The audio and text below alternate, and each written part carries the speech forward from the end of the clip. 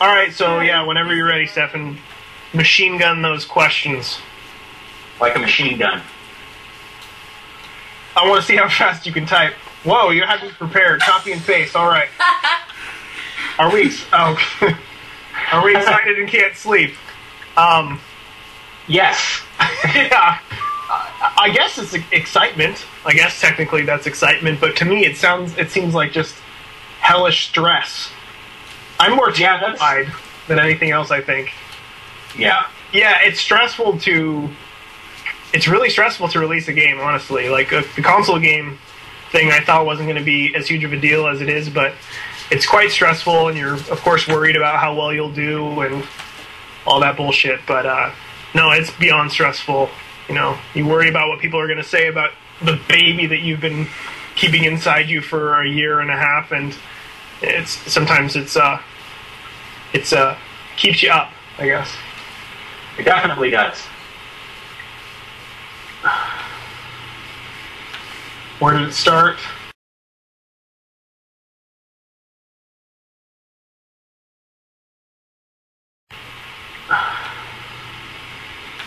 Where did it start? Okay. I'm gonna head these questions because Tommy's drifting away into StarCraft. I can hear the I'm still here though. I can hear the clicks right now. Let's see. It started. Super Meat Boy started in at the end of 2008 when me and a friend of mine named John McKenty made a game together called Meat Boy, which was like a really quick game, a flash game, and we made it in a few weeks, and it was pretty fun. But it went viral and it got really, really popular, and it was kind of unexpected because it was very difficult and the controls were pretty awful. But I guess it was pretty appealing to most, so it became probably my most popular flash game that I'd ever done. And shortly after that, me and Tommy started working on a game called Gray Matter, and we got along really well. And it was around that time when I started talking to Nintendo about possibly doing a game on Ware, and I was also talking to Microsoft about doing Dish 2 on Xbox Live, and I didn't know anybody who could program for console at all. And here comes Tommy, strutting down the street, and he's like, well, I can handle that. That's no problem. I worked on Hoop World. That's what he kept saying. He kept saying, look at me, I worked on Hoop World. That is not what I said. I, in fact, said, I worked on Hoop World, but I said it in a very apologetic tone. I worked on Hoop World. I'm so sorry. I'm so sorry. And then unhappy face. Yeah. Whenever I say I worked on Hoop World, I always sit the person down, usually at a nice restaurant or something. And it's akin to when a girlfriend has to tell the boyfriend that she has, like, herpes or something. Yeah, it was quite awful. It was an awkward experience, and I'm like, it was one of those things where I kind of got up. He's like, I heard Hoop World. I knew right away that it was going down this road, and I'm like, oh, God. Yeah. And it was just one of those things where it's like, oh, no. And I started to get up and walk away, but I turned around, and I saw he was tearing up, so I'm like, oh, all right. Yeah, you know what? I was a pity play Hoop World when I didn't want Hoop World. So to have to tell that to a loved one is just awful. Yeah. It's something I don't wish Hoop World on anyone. Didn't you broke it to your family at Thanksgiving, right? I did, and my grandma fainted. Yeah, but that's basically what happened, essentially. Tommy said, "Hey, I can program. I'm super great," and I'm like, "Yeah, whatever."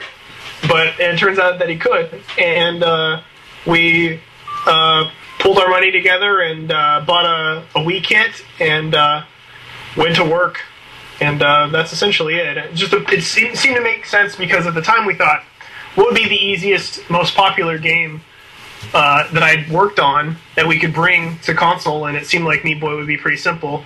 And then we got a little ambitious with it and kind of ran with it, and we worked on it for...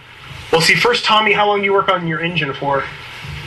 Engine was Engine was an incarnation of the game that I was working on, so it was like half of the engine was done, and then I just sort of improved on it. But that was like I think I actually, like, totally canceled Goo, like, no more, in January, and then actually started on Meat Boy in February, and then we had an editor by June, and then that's when we could start messing around making levels and stuff. Yeah, so, you know, quite a few months, of course, were spent, Tommy working on the editor, and it was weird to think. I was actually thinking the other night, in one of my shower sessions, Tommy, to lay down on my back, let the water just flush away the stress. Yeah. Take the pain. I was laying and I was thinking, Jesus Christ, like, I mean, how many months ago was GDC? That was only like 6 months ago? Almost 7 months ago? Yeah, wow. And we only had 2.5 chapters then with no bosses. Oh my god. I know, like, the amount of content that we made in the past 6 months. You realize when, at E3, we only had Hell done. And we had no bosses except for the first 2 bosses. I don't know how in the hell we did what we did, but we did it, and it's nice to have it done. It's one of those magical things. But yeah, about 18 months total, Tommy. Yeah, about that. Yeah.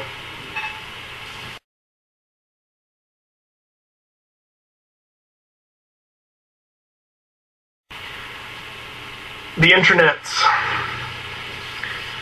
Okay, how can we approach this? Let's see. So, the story of the internets is this. When we were talking with Microsoft, they had a problem that we were coming out on Wii. They really want, like, the best games, and they want them to be exclusive to their platform. So we said that we would give them an extra chapter, and we'd always planned it on being like sort of a retro chapter or whatever. And then as we were discussing different features that we were thinking about with the game, I mean, when we pitched it, it was going to have multiplayer and all this stuff, and that stuff didn't pan out. It, like, wasn't fun. It wasn't that easy to do. It wasn't really, like, the little initial playtest of it. It wasn't very fun. So we're talking to our Microsoft guy, and he actually says, you know, internally we've been talking about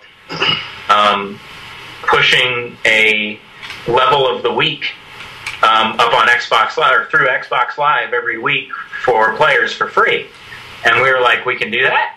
And they're like, yeah, we can. You can do something like that. And they gave me all the technical information, and Ed and I sort of looked at it, and we were like, wow, we can totally do a full chapter, because our levels, like, you don't have, what you can push up there is very, very small.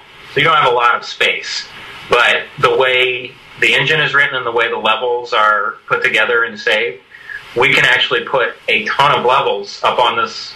We can push them through Xbox Live very, very easily, and they're super small. And because of that, we're allowed to do it for free. So we came up with this whole idea of, you know, level of the week is cool. What's even cooler is chapter of the month.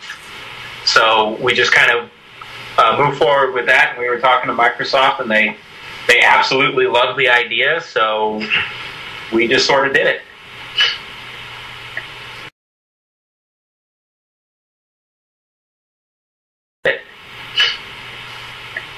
Why make it free? I mean, honestly, we're not fans of charging for content. I think in a lot of ways it was. I would like to say that it was us being really giving. In a lot of ways, it was. I mean, realistically, yeah. I'm not getting paid extra to make 20 more levels, but I really love making levels, and I think it'd be really fun to do either way, and I think more people would enjoy it in the long run. So I decided to do it. I don't know. I think just charging for something like that is a bit discouraging. I know people are getting used to it now, but it's not something that I'm a fan of, and I don't know. I mean, it comes down to this too. Like, back in a year ago this week, I think, I was hospitalized for 3 days to have my gallbladder removed. It was an emergency situation, and I had no insurance and I had no money. And when I got home and I had a fucking $55,000 bill, and I had no way of paying it. It turns out, like, while I was under, basically, for those 3 days, Danielle, Tommy, and a bunch of my friends got together and kind of asked people to donate money, and they ended up donating a great deal of money that really saved the day for me. So I'd like to say that it's me saying, hey, here's something back, because that makes me look super cool. We're paying it forward, so to speak. We're paying it forward. No, it's fun. It's fun to make levels, and I don't find the need to charge people. And eventually, people are once the editor is out for the PC version, everybody can make free content for everybody, and we can. It's like a huge orgy, and there's no AIDS. A level. That is the best quote ever. It's a Georgie, and there's no AIDS. Yeah. I love that.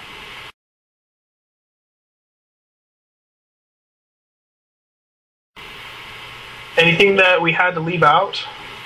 Actually, there is. We wanted to make it so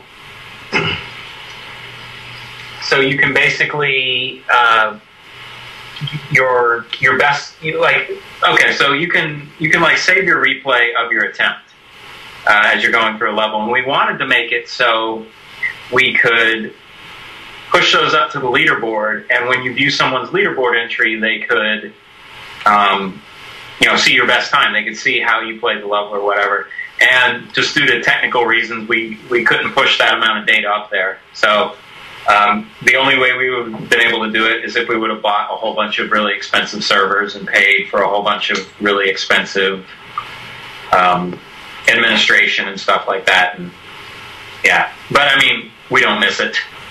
It would have been cool to have, but it in no way changes the game. There were holes in it too. That I realize that people are going to upload their shit to YouTube either way, but there is a new air of mystery of how the hell did that person get that time on the leaderboard.